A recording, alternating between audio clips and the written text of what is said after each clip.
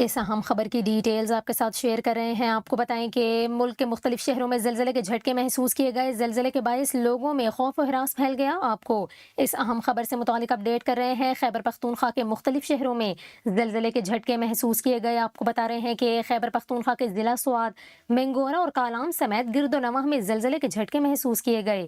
زلزلہ پیما مرکز کے مطابق ریکٹر اسکیل پر زلزلے کی شدت 4.2 ریکارڈ کی گئی۔ اس کے ساتھ ساتھ آپ کو یہاں پر یہ بھی بتائیں کہ زلزلہ پیما مرکز کے مطابق زلزلے کا مرکز افغانستان اور تاجکستان کا سرحدی علاقہ تھا، جبکہ زلزلے کی زیر زمین گہرائی 175 کلومیٹر تھی۔